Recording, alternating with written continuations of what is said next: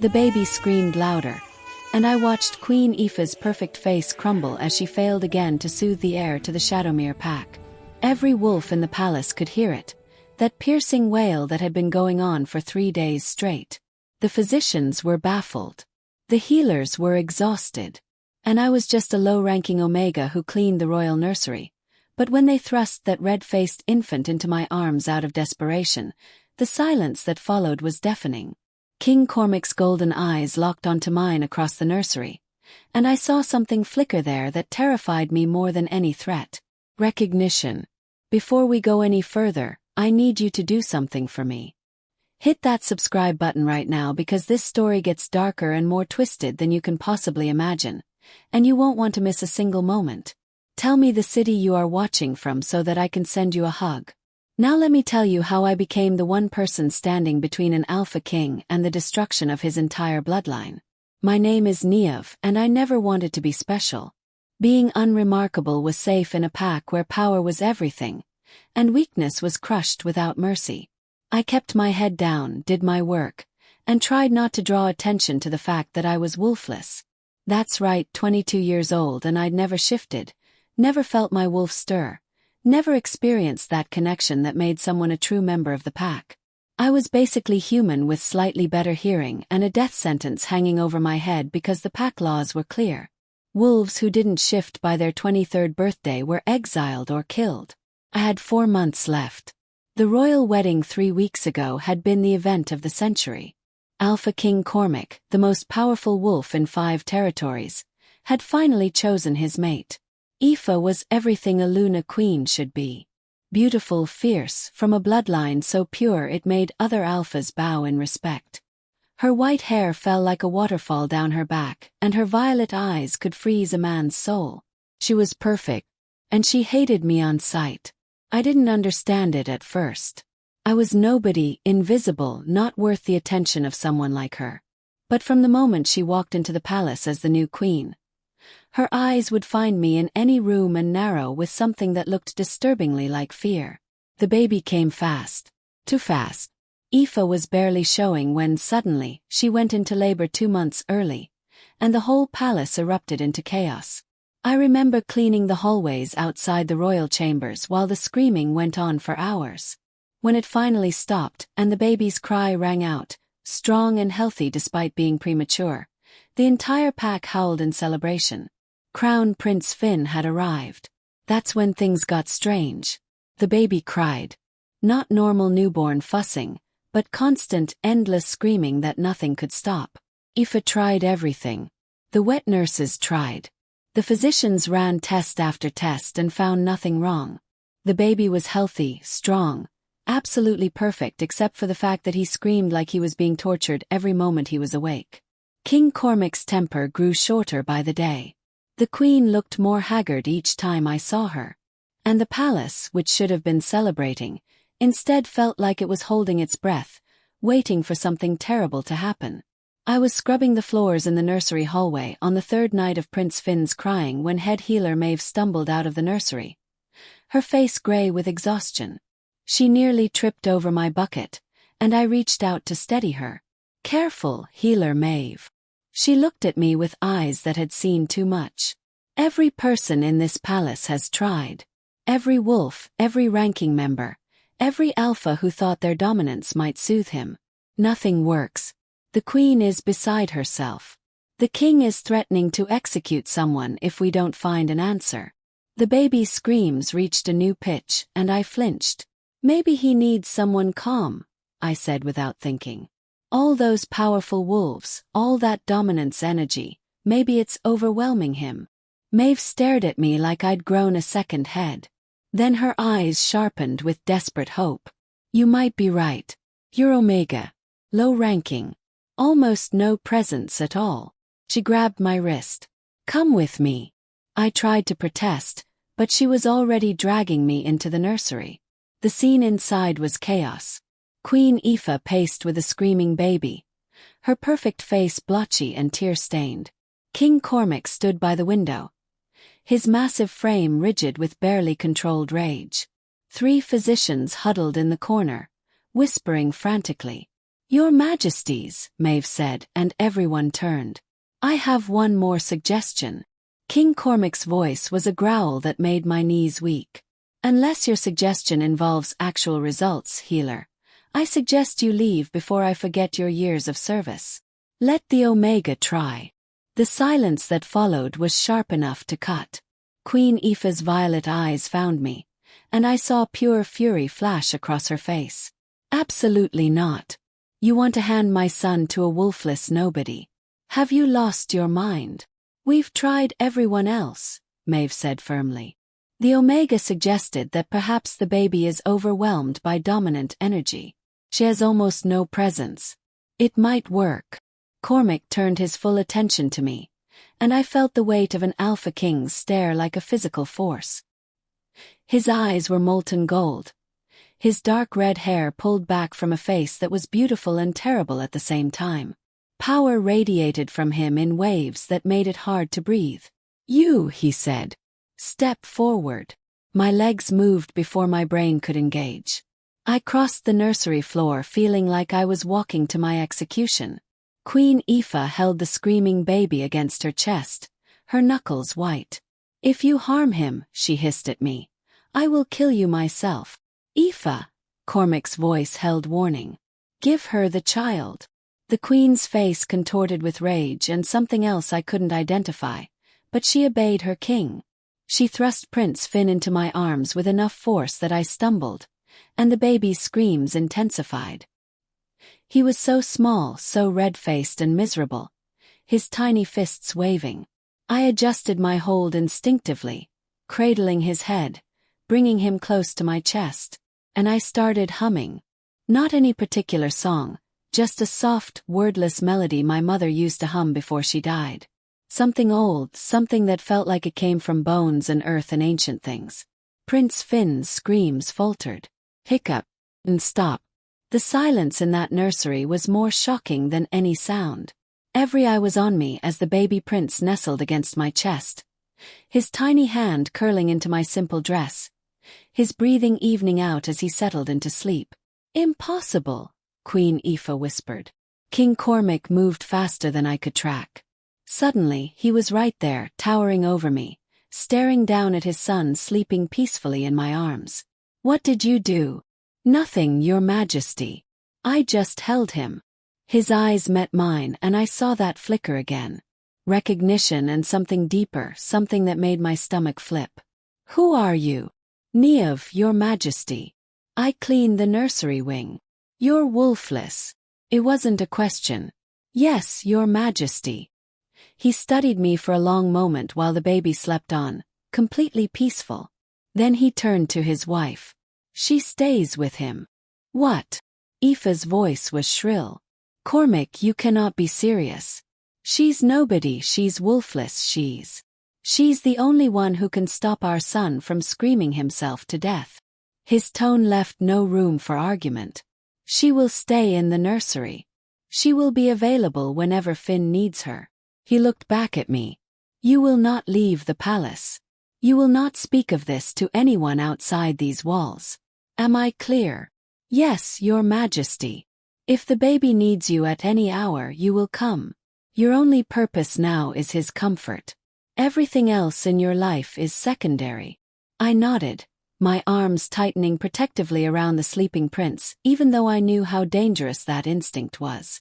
Queen Aoife looked like she wanted to tear me apart with her bare hands, but she said nothing.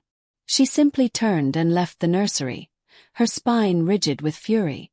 That's how I became the unofficial keeper of Crown Prince Finn, and how my life transformed from invisible Omega to the most dangerous position I could possibly hold.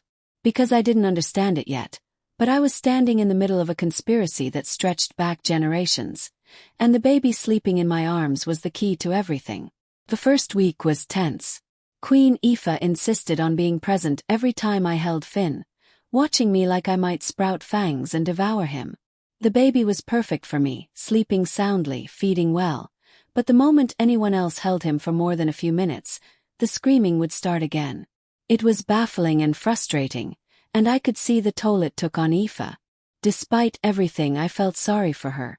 What mother wants to admit that someone else can comfort her baby better than she can?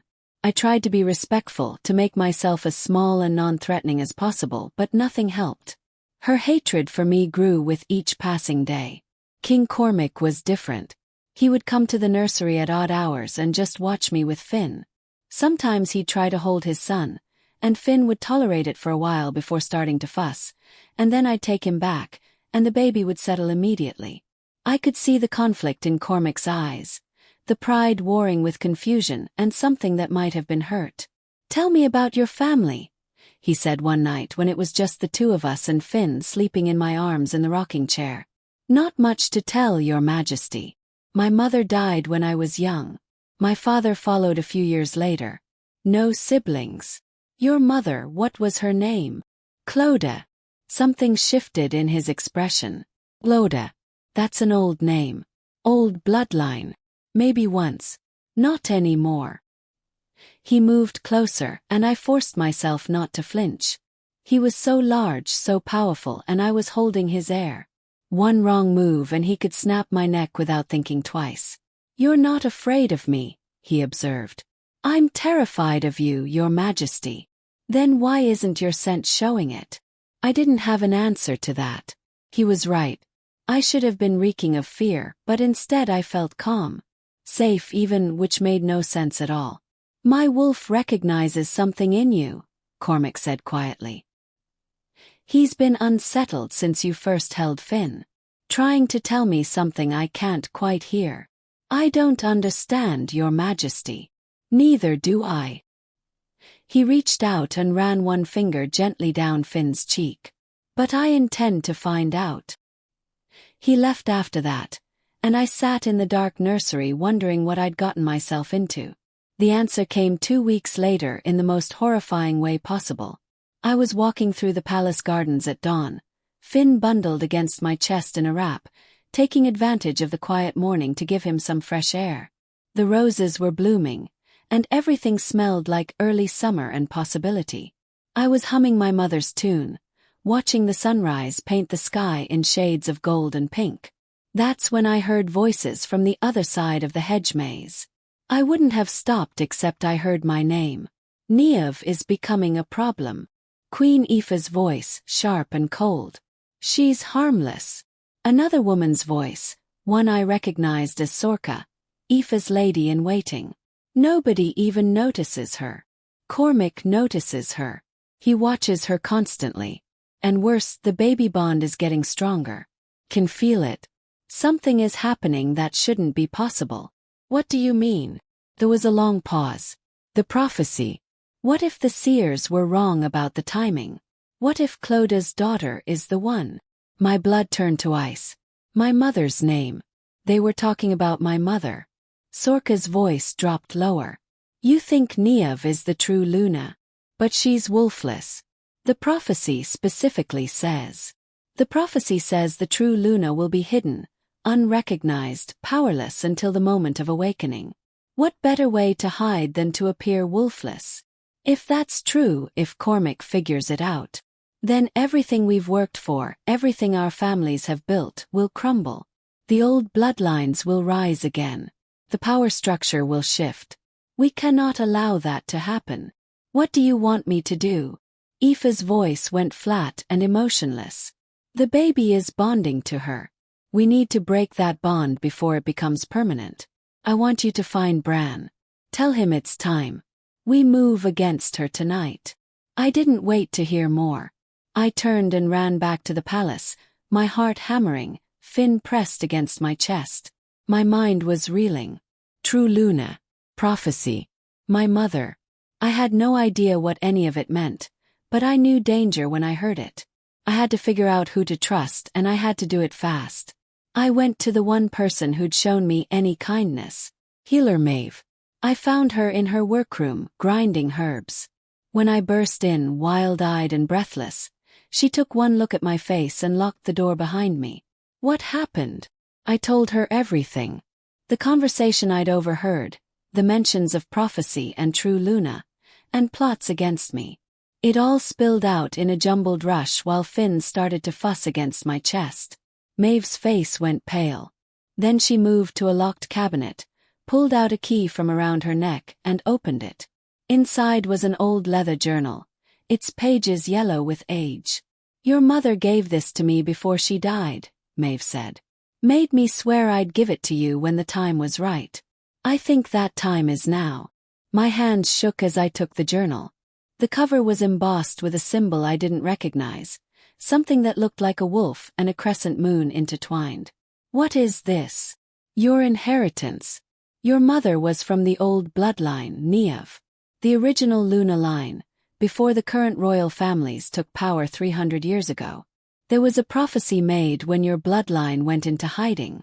That one day, a daughter would be born who would restore the balance, who would be recognized by the true heir, who would either save or destroy the wolf kingdoms depending on the choices she made." I stared at her. "That's insane. I'm nobody. I don't even have a wolf." "Don't you?" Niamh's eyes were intense. "Or have you just never been in a situation desperate enough to call her out? Your mother didn't shift until she was 25, Niamh. The old bloodline works differently. The wolf waits until she's needed." Finn let out a sharp cry, and I automatically started rocking him, humming that tune. He settled immediately. "The baby knows," Niamh said softly. "Wolves recognize their true pack, their true Luna, even as infants. Finn isn't crying for Aoife because she's not his true Luna. You are. But Cormac chose her. They're mated. They're married. Are they?" Niamh's question hung in the air. Or did Cormac choose the wolf who was presented to him as suitable, never knowing there was another option? The mate bond can be forced, Niamh, especially with the right potions and blood magic. I've suspected for months that something wasn't right about their bond. My head was spinning. "This is too much. I can't be what you're saying. I'm just trying to survive until my next birthday." "Read the journal. Your mother explains everything. But do it quickly and hide it well. If Aoife's people find it, they'll kill you and burn it." Niamh gripped my shoulders. "I've prepared a room for you in the healer's wing. Tell anyone who asks that you're staying there so you can be closer if Finn needs you at night. You'll be safer under my protection than alone in the servant quarters." She was right. I moved my few belongings that afternoon and spent that evening, after Finn was settled with a wet nurse for a few hours, reading my mother's journal. What I found there changed everything. My mother had been the eldest daughter of the true Luna line, the bloodline that had ruled the wolf kingdoms before the uprising. When the current royal families seized power, claiming the old ways were too rigid, too bound by prophecy and fate, they systematically hunted down anyone with old blood. My mother went into hiding, took a false name, married my father, who was a low-ranking wolf from a minor pack. She hid what she was for decades. But she knew the prophecy. It had been passed down through generations of her line. One day, when the false kingdoms grew corrupt and weak, when the wolves lost their way, a true Luna would emerge. She would be recognized by a crown prince's bond, and she would have the power to restore or destroy everything. The prophecy said the true Luna would appear powerless but would awaken when blood called to blood. That she would be tested by betrayal, by impossible choices, by a love that defied all laws. And that her decision would determine the fate of all wolves for the next 1,000 years. I read those words and wanted to laugh. Or cry. Or both. How could that possibly be me? But then I looked at Finn, sleeping peacefully in his cradle nearby, and I remembered the way King Cormac's eyes had locked onto mine with that shock of recognition. The way his wolf had been unsettled around me. The way Aoife had hated me on sight, as if she knew, somehow, that I was a threat. I was still processing all of this when someone pounded on the door to my room. I shoved the journal under my mattress and opened it to find a palace guard. His face grim. "The king requires your presence in his private study." Immediately, my stomach dropped. This was it. Either Aoife had convinced him I was dangerous, or he'd figured out the truth on his own. Either way, I was probably walking to my death. I checked on Finn, made sure he was sleeping soundly, and followed the guard through the quiet palace halls. It was late, past midnight, and the shadows seemed to press in from all sides. We reached the king's study, and the guard knocked once before opening the door and ushering me inside. King Cormac stood by the fireplace, still dressed despite the hour, a glass of amber liquid in his hand. He looked tired, and angry, and something else I couldn't quite name. "Sit," he said, gesturing to a chair. I sat, my hands folded in my lap to keep them from shaking. He studied me for a long moment, taking a drink, his golden eyes never leaving my face. "I've been doing research. About you, about your mother, about the circumstances of your father's death." Gods, he knew. "Do you know what I found?" He didn't wait for me to answer. "Nothing. Absolutely nothing. Your family records are sparse to the point of non-existence. Your mother appeared in pack records 25 years ago with no history before that. Your father's death was ruled an accident, but the investigation notes are missing. Everything about you is a blank space, Niamh. Why is that?" "I don't know, Your Majesty." "Don't lie to me." His voice cracked like a whip. "My wolf is going insane. Every instinct I have is screaming that something is wrong, that I'm missing something crucial. And it all centers on you." He set down his glass and moved toward me. "So I'll ask you one more time. Who are you really?" I met his eyes, made a decision that would change everything. "I'm the daughter of Clodagh of the true Luna bloodline. My mother went into hiding to protect me. And according to a prophecy I just learned about tonight, I'm apparently destined to either save or destroy your kingdom." The silence that followed was absolute. Cormac stared at me like I'd just spoken in a language he didn't know. Then slowly he sank into the chair across from me. "Say that again." So I told him everything. About the journal, about the prophecy, about what I'd overheard in the garden. About Aoife's plot and the mention of someone named Bran and the plans to move against me tonight. I laid it all out, every impossible piece, and waited for him to call me insane or a liar or worse. Instead he started laughing. Not happy laughter, but the kind that comes when everything you thought you knew turns out to be a lie. "Of course," he said finally. "Of course you are. That explains everything. The Bond one felt the moment you held Finn. The way my wolf has been trying to get my attention. The reason Epha has been so unstable since you arrived." He looked at me with new eyes. "You're my true mate."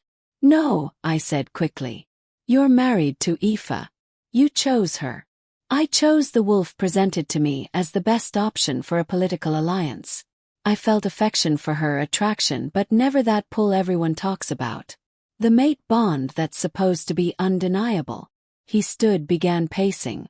"I thought perhaps I was broken, that alpha kings didn't get the luxury of true mates. But I was wrong. I just hadn't met mine yet." "This doesn't change anything," I said desperately. "You have a wife, son, kingdom. I'm nobody. You're the true Luna." He stopped pacing, his eyes intense. "And if the prophecy is real, if you're really from that bloodline, then Finn recognizing you makes perfect sense. He's the crown prince. The prophecy said you'd be recognized by a crown prince's bond. It was never about me. It was always about him." The pieces clicked into place with horrifying clarity. Finn had bonded to me because some ancient magic recognized what I was. And if that was true, if the prophecy was real, then everything else might be real too. Including the part about Aoife and the threat against me. "Your Majesty, Queen Aoife is planning something tonight. We need to." The door burst open and chaos erupted. 5 wolves I didn't recognize stormed in, and I saw the gleam of silver weapons. Cormac shifted instantly, his massive red wolf form filling half the study, but there were too many of them. I saw one raise a crossbow, saw the silver-tipped bolt aimed at the king. Something inside me that had been sleeping my entire life roared awake.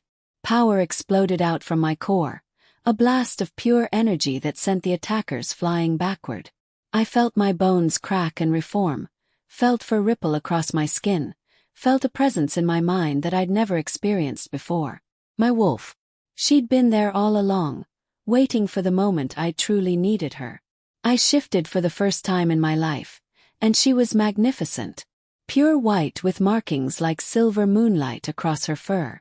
The kind of wolf that existed only in legends. The attackers scrambled to their feet, shock on their faces. One of them whispered, "The true Luna," right before Cormac's wolf tore into them. The fight was brief and brutal. Palace guards arrived, drawn by the noise, and the assassins were subdued. I shifted back, finding myself naked and disoriented on the study floor. Cormac was already human again, wrapping me in his cloak. His hands gentle despite the violence that had just occurred. "You shifted," he said, awe in his voice. "Niamh, you shifted. I don't understand what happened. Your wolf protected her king. Our bond activated her." He cupped my face in his hands. Everything just changed. The guards were hauling the assassins away, and I recognized one of them. Bran, Queen Aoife's cousin. The pieces fell into place. "She sent them," I said. "Aoife. She's behind this." Cormac's expression went cold as winter. "Then we end this now." He called for an emergency council meeting. Every high-ranking wolf in the palace was summoned to the throne room within the hour. I dressed in clothes Maeve brought me, simple but clean, and tried not to think about what came next. My wolf was a steady presence now in my mind, calm and certain where I was terrified. The throne room was filled with confused, sleepy nobles and advisors. King Cormac sat on his throne, every inch the Alpha King, and I stood to the side with Maeve and the palace guards who'd proven loyal. Queen Epha arrived last, her face a mask of concern. "Cormac, what's happened?" "They said there was an attack." "There was." His voice was flat. "5 assassins broke into my private study tonight. They were stopped, and under interrogation they confessed to everything, including who hired them." Aoife's face went pale. "That's terrible. Do we know who?" "You," I said, stepping forward. "You hired them. Your cousin Bran is one of them. I overheard you in the garden this morning, talking about moving against me tonight." The throne room erupted in shocked murmurs. Aoife's violet eyes went wide, but I saw the calculation behind them. "That's a lie," she said. "A ridiculous accusation from a jealous Omega who's been trying to steal my place since she arrived. Your Majesty, surely you don't believe." "I believe my true mate," Cormac said, and the throne room went silent. "Yes, you heard correctly. Niamh is my true mate. The mate bond one should have felt years ago but couldn't because you used blood magic to bind yourself to me artificially." Aoife's mask cracked. "You have no proof of that." "Don't I?" He gestured, and Maeve stepped forward, holding a vial of dark liquid. "My healer has been investigating since Finn was born. She found traces of forbidden magic in the tea you had me drink during our courtship. Binding spells, false mate bonds, all highly illegal and punishable by death. Those could have been planted by anyone," Aoife said desperately. But her scent was spiking with fear now, sharp and acrid in the air. "Then explain why my son recognizes Niamh as his mother but screams in your arms," Cormac said coldly. "Explain why my wolf has been unsettled every moment around you but finds peace with her. Explain the assassination attempt on the true Luna bloodline." That's when Aoife made her final mistake. She lunged for me, her claws extending, her wolf rising with murderous intent.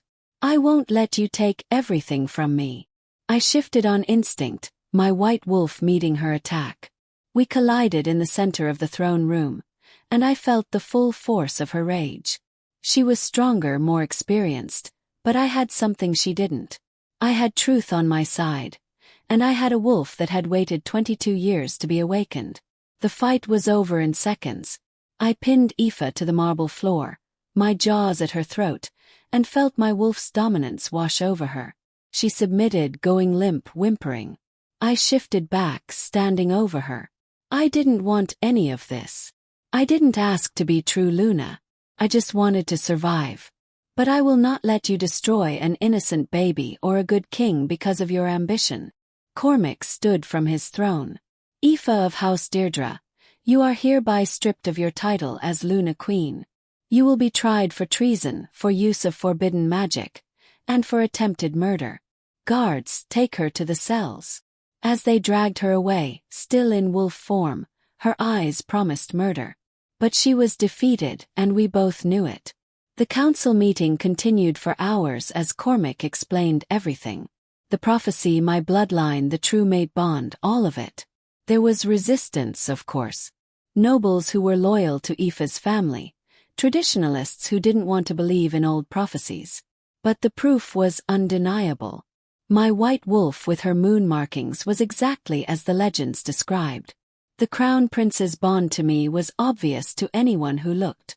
And most importantly, the mate bond between Cormac and me was now active and impossible to ignore. By dawn it was decided. The marriage to Aoife would be annulled on the grounds of fraud and coercion. After a proper courtship period to satisfy the old laws, Cormac and I would marry. I would be Luna Queen, and Finn would remain Crown Prince with both his father and his true mother. It should have been a happy ending. But I couldn't shake the feeling that this was just the beginning. Over the following weeks, Aoife's trial revealed the full extent of her conspiracy. She'd been part of a larger movement, nobles from multiple packs who wanted to keep the old bloodline suppressed. They feared what it would mean if the true Luna returned, if the old magic was awakened. There were others out there who shared her goals, and they wouldn't stop just because she'd been caught. I dove into my mother's journal, learning everything I could about my heritage. The old magic, the responsibilities of a true Luna, the ways I was meant to serve and protect the wolf kingdoms. It was overwhelming, but I had help. Maeve became my teacher. Cormac became my partner, and slowly, carefully, we built something real between us. Not just the mate bond, but genuine trust and affection. And Finn, sweet Finn, thrived. He grew strong and happy, and every day he looked at me with those golden eyes so like his father's, and I fell more in love with being his mother. But the prophecy still hung over us. The part about my choice determining the fate of all wolves. I didn't understand what that meant until 3 months later, when everything came to a head. A delegation arrived from the northern packs, led by an alpha named Ronan. He was old, powerful, and he came with a demand wrapped in diplomatic language. The northern packs wanted independence from the crown. They wanted to return to the old ways completely, with the true Luna as their sole leader, separate from the current kingdom structure. You have a choice, Ronan said to me in a private meeting. Stand with the crown and try to reform the current system from within. Or stand with your true people and let us restore what was taken from us 300 years ago. But know this: if you choose the crown, we will fight. There will be war. And if you choose us, the kingdom as it exists will fracture and fall. That was my choice. The one the prophecy had warned about. Reform or revolution. Unity or destruction. Both paths had merit. Both paths had cost. I agonized for days. Cormac told me he'd support whatever I chose, even if it meant losing his kingdom. Finn was too young to understand, but I knew my choice would shape his entire future. In the end, I made the only decision I could live with. I called a gathering of all the packs, every alpha, every high-ranking wolf in all the territories. And I stood before them, not as a frightened Omega, but as a Luna Queen who'd found her power. The prophecy said I would either save or destroy the current kingdoms, I told them. But those aren't the only options. We don't have to choose between the old ways and the new. We can build something better. Something that honors both. I proposed a new structure. The crown would remain, but with checks on its power from a council of elders representing the old bloodlines. The true Luna line would be restored, but as advisors and protectors, not absolute rulers. Laws would be reformed to protect the weak while maintaining order. It wouldn't be easy, and it wouldn't happen overnight, but it was a path forward that didn't require war. There was a debate. Arguments. Some alphas wanted the old ways fully restored. Others wanted things to stay as they were. But slowly, as I spoke and as Cormac backed my proposals, as other young wolves raised under the current system but hungry for something more just stood with us, momentum built. It wasn't unanimous, but it was enough. The northern packs agreed to a 5-year trial period. Aoife's conspirators were rooted out and dealt with. And gradually, painfully, we began to transform the wolf kingdoms into something closer to what they should have been all along.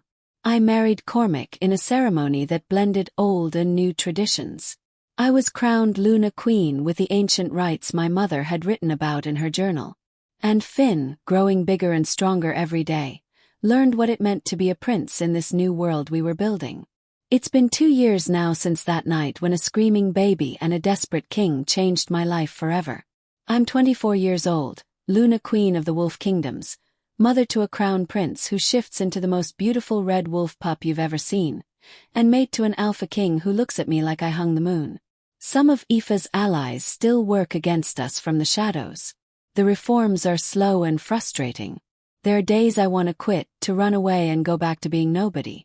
But then Finn will climb into my lap and ask me to tell him about his grandmother Clodagh, or Cormac will pull me into his arms and remind me that we're building something that will outlast us both, and I remember why this matters. I was just an omega who cleaned floors and tried to survive. But inside me was a wolf who'd been waiting for the right moment to wake up. Inside me was a power I never knew I had. And inside me was the capacity to change everything. The prophecy was right about one thing. My choice determined the fate of the wolf kingdoms. But it wasn't the dramatic, singular moment I expected. It's a choice I make every day. To fight for something better. To build instead of destroy. To honor both where we came from and where we're going. I'm Niamh, true Luna and Queen, and this is my story. Not because I wanted it or asked for it, but because a baby cried and I was the only one who could make him stop. Sometimes the most powerful destinies start with the smallest moments. And sometimes the most important thing you can do is simply show up and hold on when everything else is falling apart.